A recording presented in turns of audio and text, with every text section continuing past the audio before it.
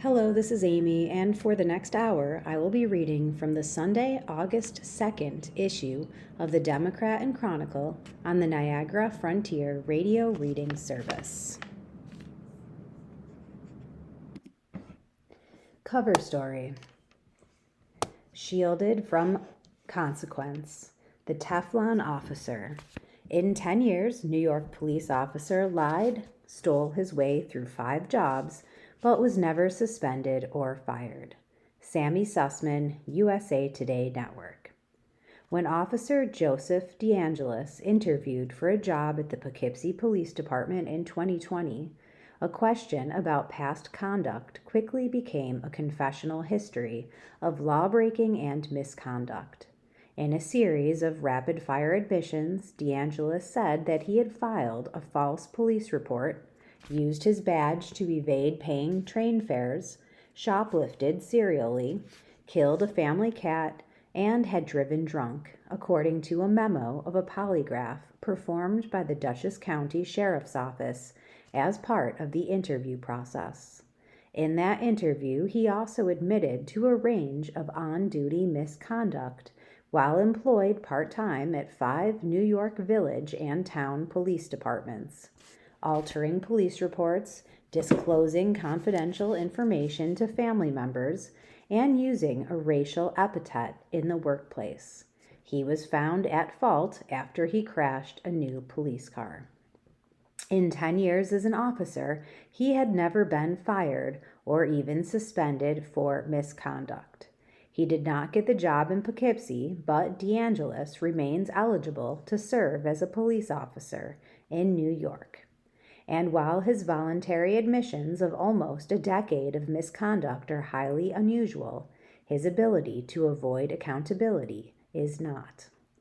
New York's police officer decertification laws, meant to prevent officers who commit misconduct from continuing to serve in any law enforcement capacity around the state, are riddled with loopholes and let officers skirt the system. The laws are not retroactive, meaning that DeAngelis could continue to serve in law enforcement even though he committed seemingly disqualifying misconduct before the laws were passed. New York is an outlier. It's one of the very few states in the United States that does not empower a state agency to suspend or revoke an officer's certification when they engage in specified serious misconduct, unless they have first been fired, resigned, or retire, said Joshua Parker, a deputy director of the Policing Project at New York University Law School. New York has one of the worst systems in the country. DeAngelis was able to exploit those loopholes in New York's law. He resigned from some part-time jobs while facing investigations for misconduct, allowing him to continue seeking law enforcement positions without disclosing those resignations to potential employers. It's unclear why he opted to confess at his interview. DeAngelis declined repeated requests to answer specific questions about his misconduct in communications with the USA Today Network. During my time as a police officer, I was able to truly make a difference by enforcing the laws of the state of New York, he wrote in an email. As my life progressed, I found that it was necessary for me to seize my quest for full-time employment, search career opportunities in the private sector, and devote my life to my family. In his confession, DeAngelis admitted to repeatedly shoplifting at Target, ShopRite, and Home Depot, at first claiming that he would forget to pay for items before admitting to intentionally and knowingly stealing a Mario Kart game and changing price stickers to pay around $200 less for a gas fireplace. The details were captured in the polygraph, which became an unusual 4-hour-long marathon session. The USA Today Network learned of DeAngelis's admissions from a so-called Brady memo, which reported the polygraph results and was meant to highlight concerns regarding DeAngelis's credibility. Brady memos raise concerns the Orange County District Attorney's Office would have if DeAngelis testified in a case that Orange County would prosecute. He appears to be deceitful, irresponsible, untrustworthy, maybe some substance use issues. He's shoplifting, he's committing theft, said Rachel Moran, a law professor at the University of St. Thomas. It's one of the most remarkable memos I've ever seen in terms of the variety of the misconduct and the candor with which he is admitting to all the inappropriate things he's done. The records raise broader questions about the effectiveness of the officer character and background screenings conducted as part of the hiring process at the 5 departments where DeAngelis previously worked. It is unclear if DeAngelis's other employers were aware of the misconduct. A meandering history of police work. DeAngelis's law enforcement career began in high school when he volunteered at the Fishkill Police Department as part of the department's cadet program, eventually rising to the rank of cadet sergeant. After graduating in 2010, he found a dispatcher position in the department and in nearby Marlboro in Ulster County. He was the first person in his family to work in policing, he explained in an interview, and he liked how the work allowed him to truly make a difference. Almost a year into the job, DeAngelis filed a report with the Dutchess County Sheriff's Office claiming his badge had been stolen, a false report he would later admit in the polygraph interview, as he had merely lost the badge. He also later stated that he used his badge to avoid paying the fare on Metro North trains, covering the dispatcher on his badge to make it seem as though he was an officer. Records requests to Fishkill and Marlboro reveal that neither department had any record of these incidents in DeAngelis's employment file.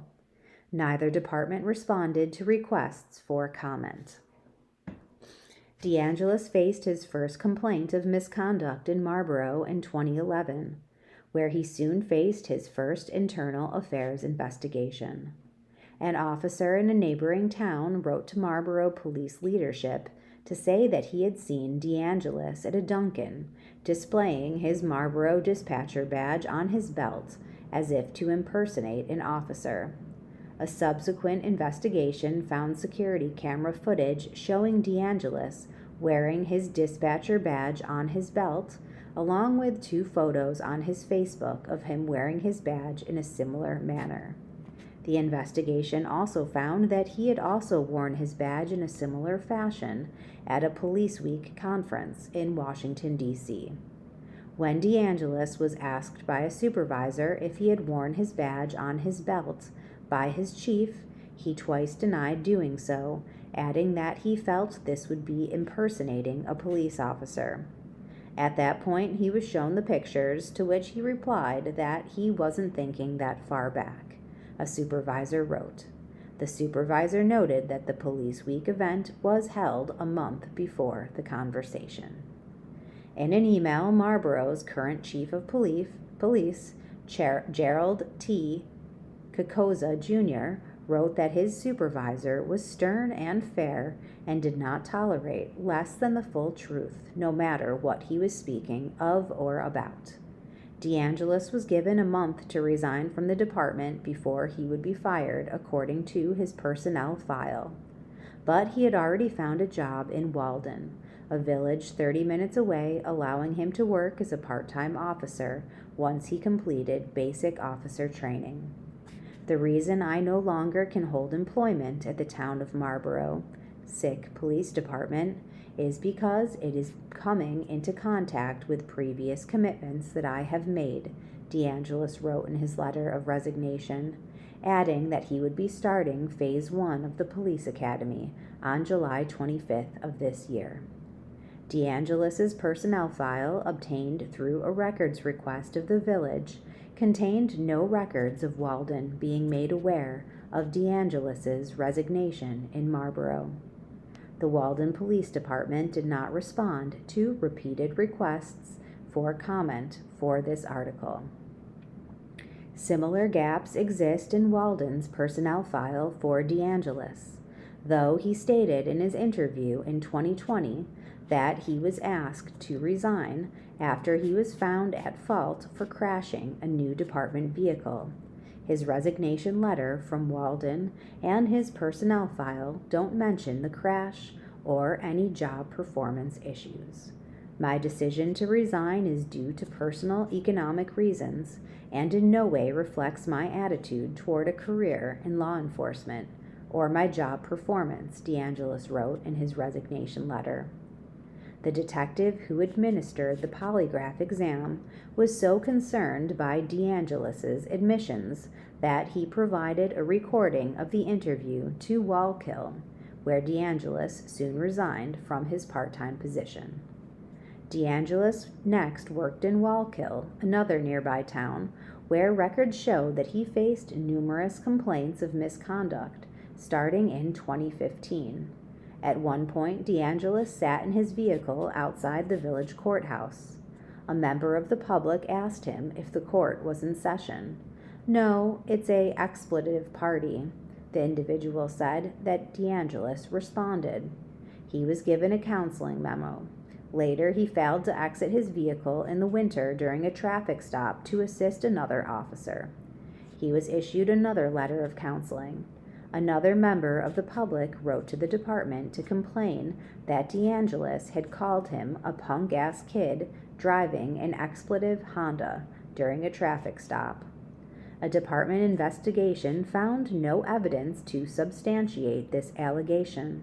DeAngelis was instead counseled for failing to ensure that his dashboard camera was operational. In December 2019, Wallkill Police Department administrators accused numerous officers, including DeAngelis, of making improper case assignments in an internal system. The improper assignments were deliberately made to former department members who were no longer employed by the town, thereby creating a situation where such blotter entries and case reports remained incomplete and without follow-up reminders. Disciplinary records noted in each case. Disciplinary records at the time were considered confidential under state law, and it is unclear if the pattern of misconduct across the department was ever disclosed to the public.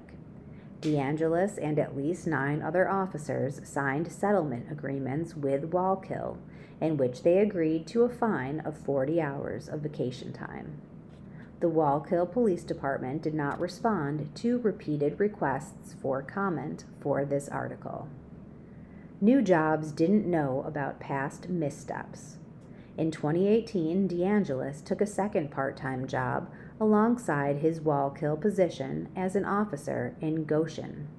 There are no records of any misconduct complaints or investigations in his Goshen personnel file. In some other states, DeAngelis's 2 resignations following misconduct complaints and his subsequent history of misconduct in Wallkill might have been disclosed as part of his application to other departments. But in New York, the lack of a centralized misconduct database means that such information sharing is at the discretion of each former department and their internal policies. In New Jersey, significant disciplinary proceedings in every police department are shared with the Attorney General every year. They are also shared in a public report on every department's website. Parker explained that to hire an officer under New York law, a department must determine that a person is of good moral character. This is someone who has apparently repugnant moral character, let alone good moral character, Parker said, noting that his impersonation of an officer and filing a false police report meet the definition of crimes involving fraud under state law. Every agency that is hiring them is either reckless or conducting a serious ethical and statutory lapse. Kokoza, the current chief of police in Marlborough, explained that when his department has received requests for information from some of DeAngelis's subsequent departments, as if required by policy, They have shared information only about DeAngelis's start date and end date, not his resignation in lieu of termination. The polygraph exam at the Dutchess County Sheriff's Office was requested by the city of Poughkeepsie, the largest department where DeAngelis sought a position and the first one where he sought a full-time role. The detective who administered the exam was so concerned by DeAngelis's admissions that he provided a recording of the interview to Wallkill, where DeAngelis soon resigned from his part-time position. It is unclear if the recording was shared with Goshen, where DeAngelis also worked at the time, but within 2 weeks, DeAngelis had also resigned from his position in that department. Ryan Rich, the current chief of the Village of Goshen Police Department, wrote in an email that DeAngelis's misconduct did not occur here. He added, "We are New York State accredited and operate with professionalism and integrity. Misconduct is not and will not be tolerated. Accusations would be thoroughly investigated and dealt with swiftly." In his resignation letter to Goshen, DeAngelis wrote that he was resigning at a time where I am in need of employment closer to my home and that is more convenient for my family. He moved to the northern Hudson Valley, where he continues to live today while working in the private sector. DeAngelis's admissions in the polygraph examination also contained admissions of serious moral transgressions. He said he had locked a dog in his basement for extended periods of time and killed one of his parents' cats by intentionally not feeding it. He also admitted to viewing child pornography when he was younger. The children involved in the pornography was close to his age at the time, the district attorney's summary memo notes. Michael Sussman, a frequent trial attorney in Orange County, said this memo highlighted why loopholes in the system mean defendants might go free when officers' lack of credibility is introduced to a jury. Sussman has no relation to the reporter. The question to be considered is why any police department would employ a person who engaged in such a pattern of behavior, Sussman said, and how the DA could ever prosecute a defendant if it needed to rely on his testimony. Moran, the law professor, explained that this memo would almost certainly be used to undermine DeAngelis's credibility if he was ever called to testify in court. As a defense attorney, I would just be so incredibly delighted to receive this memo, Moran said. I don't mean that to sound trite, but you look at this and you just can't believe it. Moran noted that a judge might not allow every instance of admitted misconduct to be part of a trial. But a lot of these things speak to credibility, she explained. Through a records request in 2023, the USA Today Network obtained an internal list created by the Orange County District Attorney's Office to summarize officers in the area with credibility issues that might be relevant at trial. After most officers' names and departments, the list includes a brief summary of an incident or two of misconduct. For DeAngelis, it simply states a little bit of everything. Sammy Sussman is a freelance investigative journalist with the New York Police Accountability Project in partnership with the USA Today Network and Syracuse University, covering New York police misconduct and accountability. Reach him at sammybsussman2@gmail.com. When shopping centers change, that reflects in all of our lives. Michael Killian, executive editor, Rochester Democrat and Chronicle. I recall going with my parents in the early 1980s to the Sibley's department store at Marketplace Mall to be fitted for a job interview suit. At that time, Marketplace in Henrietta was the it mall. The place was always jam-packed, it felt new and fresh, and it was emblematic of a decade in which material life was pretty good for most folks in and around Rochester. Our region, and probably America, were at or near peak mall era. What with Midtown Plaza and Eastview and Greasetown and Long Ridge, and with Irondequoit Mall coming by 1990.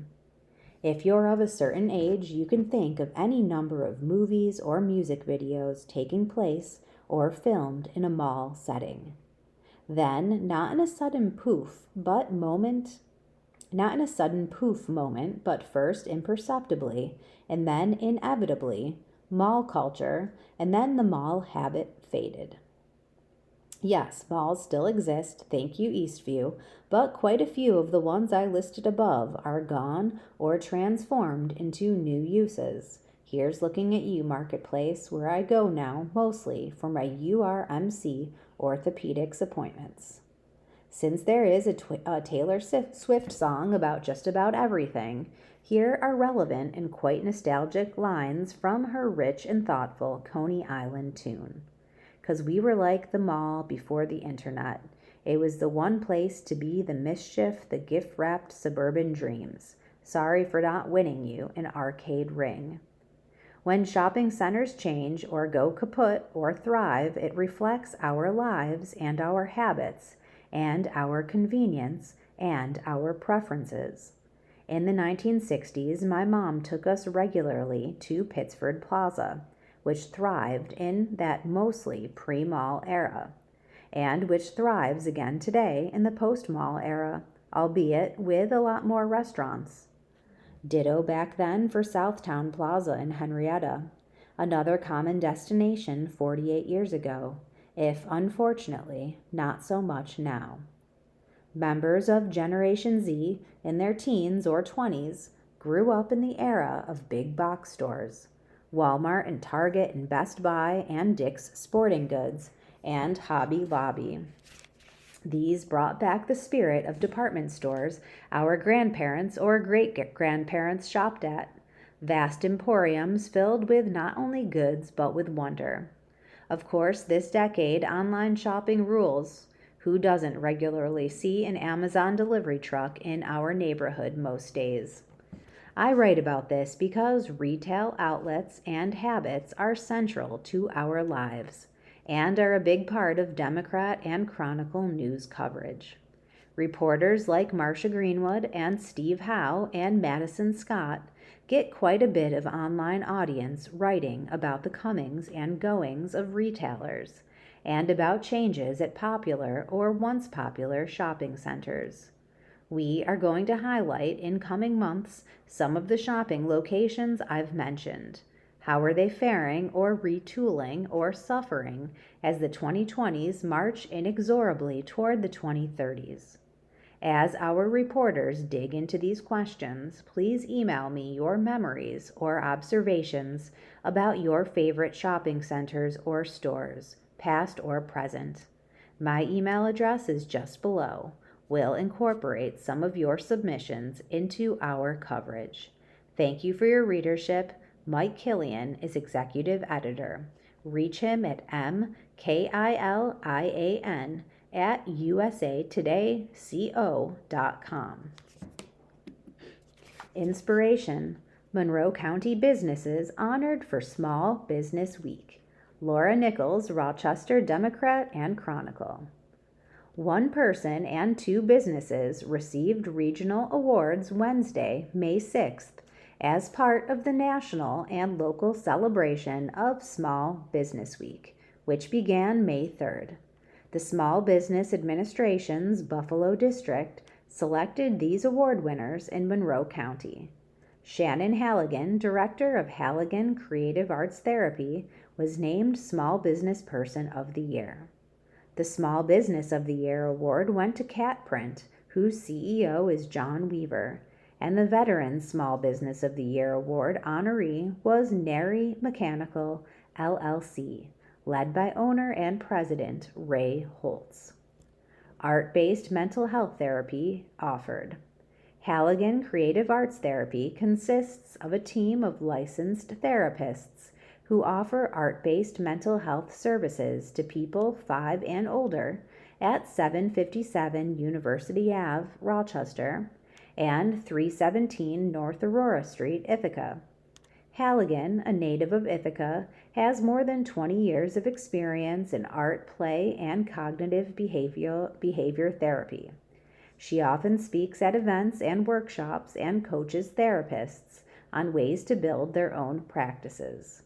Monroe County Executive Adam Bello said during the ceremony at the Ann Burr Business Center, which is located at City Place on West Main Street, that the practice blends traditional psychotherapy with creative expression. They provide individual and group therapy for all ages, using art as a tool to help clients process trauma, manage anxiety, and improve emotional well-being. Halligan Creative Arts Therapy also offers continuing education and community classes. For information, go to halliganarts.com. I believe I was selected because over the past 8 years, I have grown my business from a solo private practice into a group practice by advocating for insurance contracts that support hiring additional therapists and expanding access to insurance-based mental health services in Rochester and throughout New York State, Halligan wrote in an email. Specialized printing. Cat Print prints a wide range of products, including wedding invitations, fine art prints, flyers, brochures, postcards, and posters. It specializes in short-run printing for artists, designers, photographers, small businesses, and the general public. It's at 100 Photocon Drive, Parenton, but primarily accepts orders online at catprint.com. They are known for their eco-friendly paper options and personalized customer service for everything from wedding invitations to professional art prints, Bello said during the ceremony. Weaver, who accepted the award, said in a phone call that the company ships 2,000 to 2,500 orders a week across the nation. The business spread happened organically, with artists and designers spreading the word that they were pleased with its work, he said. People can order one item or many, and local customers get free shipping. Large-scale commercial industrial projects. Nary Mechanical, 155 Donovan Street, Webster, offers a variety of services including HVAC and plumbing for schools and large-scale projects in design, build, engineering, building controls, metal fabrication, and refrigeration for businesses and industries. Holtz has spent more than 20 years in mechanical construction, starting after he left the Army. Remarkable Rochesterians. John D. Hayes, 1883 to 1966. The brother-in-law of Frank O'Connor, the Canadian who founded Fannie Farmer Candy in Rochester in 1919, John D. Hayes was involved with the company from the beginning, eventually becoming its president, and he was instrumental in Fannie Farmer's growth into a chain of more than 400 shops in more than 200 cities. A native of Belleville, Ontario, he had assisted O'Connor in starting candy shops in Canada before coming to Rochester. He lost his sight in his early 40s, but described his blindness as more a blessing than a curse, refusing to let it hinder his role in the company or in the communities of Toronto and Rochester. Named the Candyman of the Year in 1955 by an industry group, he was a bank director in Rochester, active in the Roman Catholic Church, and a philanthropist. Memories. Hamlin, last town to join Monroe County, Rochester Democrat and Chronicle. The town of Hamlin has no village of its own, but no less than 7 hamlets. Morton and Kendall Mills, bisected by the county line, Hamlin Center, Hamlin Station, Walker, and North Hamlin, otherwise known as Thomasville. In 1806, the Aretas Haskell family established residence near Hamlin Center, becoming Hamlin's first permanent white settlers, according to A Brief History of Hamlin by Mary E. Smith, Hamlin Town Historian Emeritus. the latest of the towns to join Monroe County, which it did in 1852, Hamlin was settled by people who decided at first that its name should be Newton. But Newton gave way to the name of Union, and Hamlin did not become Hamlin until 1961, when it was named for Abraham Lincoln's first-term vice president. After areas were cleared of trees and the swamps were drained into Lake Ontario, it was discovered that the soil was unusually fertile, Smith wrote, leading to Hamlin becoming a prime agricultural area. Sawmills and grist mills were spaced a mile apart along Sandy Creek, but the lack of transportation hindered the area. Hamlin's land originally was swampy, with a thick forest. It was, for a time, malaria country, and the malaria drove many of its settlers to more elevated lands. But the other pioneers persevered, and they sank salt wells, which produced salt, which brought as much as $1 a bushel. That was improved by the Brockport-Clarkson-Hamlin Plank Road, a toll road built in 1848 from the mouth of Sandy Creek to the Sweden-Clarkson town line. It linked Lake Ontario, the Erie Canal, and starting in 1850, a railroad. It lasted for 20 years until the deteriorated planks were removed. Today, Hamlin farms yield more fruit, especially apples, cabbage, grains, including corn, and dairy products than any other town in Monroe County, Smith asserted. Although the Duffy Mott Company, Inc. apple processing plant closed in 1977. It was also once prominent in dairy farming. However, many residents now commute to other areas to work, Smith wrote. Hamlin had 15 neighborhood schools before affiliation with the Hilton Central School District, Smith wrote. The town has the distinction of operating the last one-room school in Monroe County, School 14 in North Hamlin, which closed in 1956.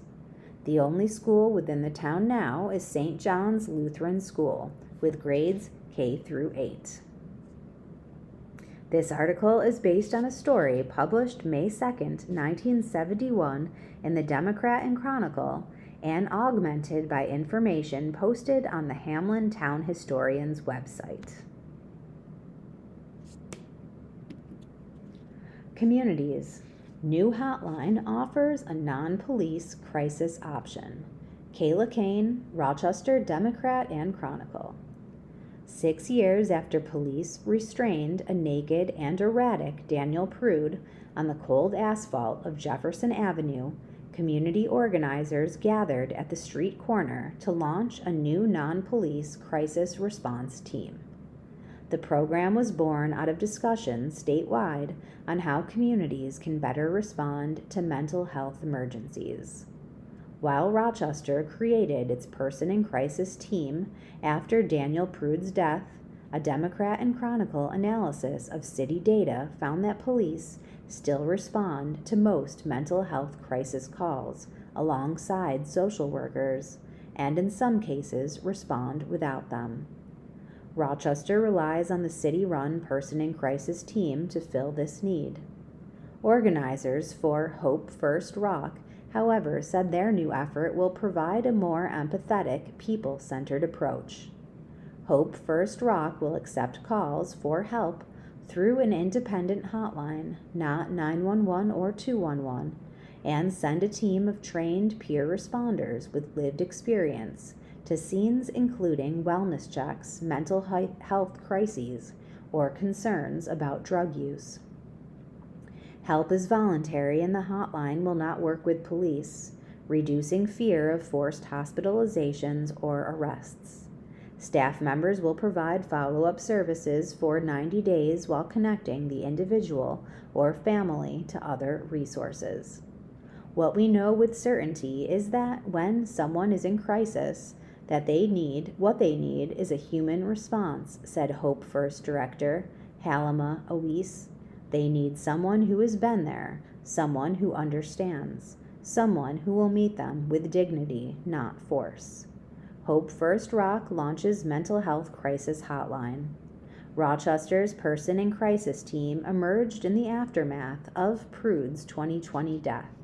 The goal was to redirect nonviolent behavioral and substance use crisis calls away from police, instead sending mental health professionals better equipped to handle these emergencies.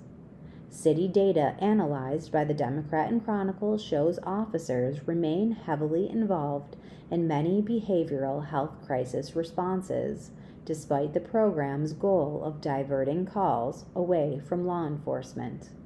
That was the case last year when a 911 call for a suspicious person ended in the death of Akintunde Campbell, steps from his mother's home. Family members said Campbell was in the throes of a mental health crisis when he was killed by police. Officers said they were forced to shoot Campbell when he pulled out a gun after walking away from them. His death came as Hope First Rock was starting to onboard staff. Organizers said the killing underscored the importance of alternative crisis teams that prioritize care and understanding over law and order. RPD officers received 24 hours of crisis response training in the police academy and can elect to sit through an additional 40-hour training offered twice a year. Comparatively, Hope First Rock said its team has received over 300 hours of cross-cultural bias and de-escalation training based on best practices from existing community. Response: models nationwide. As we gather here today, we gather with pride. We gather here with resilience and a commitment to ensure that what happened to Daniel Prude never ever happens to anyone else in our community, Council Member Stanley Martin said at the organization's June 22nd launch, that the moment of crisis does not become a death sentence. Hope First Rock will receive funding as part of an $8 million state investment in pilot crisis response teams. The PIC team also receives state funds to add peer navigators at the city level this year. The help hotline for Hope First Rock is now available for residents in the 14611, 14619, and 14608 zip codes. Trained peer responders are available daily between 3 to 11 p.m., including holidays. Organizers hope to expand its hours and coverage area as the program grows. You can reach Hope First Rock at 585-837-HOPE.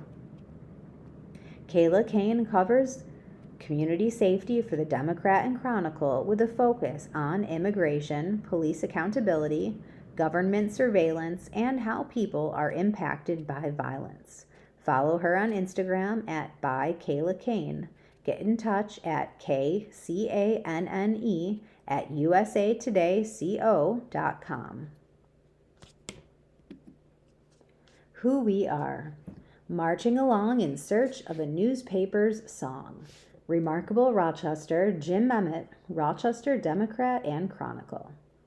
One of the many questions I didn't ask when I joined the now defunct Rochester Times-Union in 1980 was whether the newspaper had its own marching song. Actually, I didn't know newspapers had marching songs, but I do know that now, thanks to the reporting of Jim Beckerman of the Bergen Record in New Jersey. He has written extensively on newspaper marches, and he even composed a USA Today march. He knows his stuff. Papers got into the march business in 1889 when the Washington Post commissioned John Philip Sousa to write the Washington Post March. The march was an instant hit, a composition that is still widely played, widely loved. Other papers, hundreds indeed, followed suit and commissioned their own marches. It was the thing to do. But when I was being interviewed by Larry Beaupre, the Times-Union's managing editor, music was not on my mind. I was just hoping that the Times-Union could match my subsistence salary as a college English teacher. It did. Once I made it to the newsroom as a reporter covering Gates and Grease, I never heard a march. Mostly I heard grumbling. You might be surprised that reporters like to complain. Take it from me, they do. As soon as I sat down on my first day, Richard Whitmire, a crackerjack reporter, brought me up to speed on which editors to mistrust. They are the enemy, he said, making his position clear. Even if the paper had had a march, and my later research indicates that it didn't, I don't think you could have gotten the staff to get up from their desks and parade in a coordinated fashion. John Philip Sousa and the entire Marine Corps band could have marched into the newsroom and struck up the Times-Union March. Most of the staff would have kept typing, kept talking, and kept complaining, never looking up, never marching. In their defense, as Beckerman and others have written, newspaper marches were written more for the general public and not the newsroom. Presumably, people in Toledo would hear the Toledo Blade March, yes, there was one, and they would feel better about the newspaper. They might even march right into the paper's headquarters and buy the newspaper. I feel a little bad that I didn't commission a march after, as I joined the enemy and became an editor at the Times-Union and then the Democrat and Chronicle. I could have walked over to the Eastman School of Music and found a student who would whip up a march dirt cheap.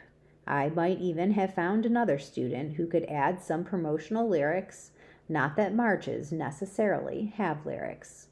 Eastman students are creative, and I'm sure they would have found some rhymes for Zweigels and garbage plates, Rochester essentials. It would be good to have place names, though some, such as Irondequoit, might be hard to rhyme. In the midst of all that wordplay, the students could have thrown in some nice words about the paper, gentle prods to get subscriptions. Alas, I didn't bankroll a march or even a jingle, but I'm working at it now, even taking the lazy person's way out and asking ChatGPT to write the lyrics for the Democrat and Chronicle March. In seconds, the bot cranked out a song that was pretty stirring in places, leading to a slam-bang close. Should the brass sound the brass and beat the drum, let tomorrow's stories come, Democrat and Chronicle, marching ever on. Okay, I know, Chronicle and ever on isn't a great rhyme, and sounding the brass and beating the drum seems a little predictable.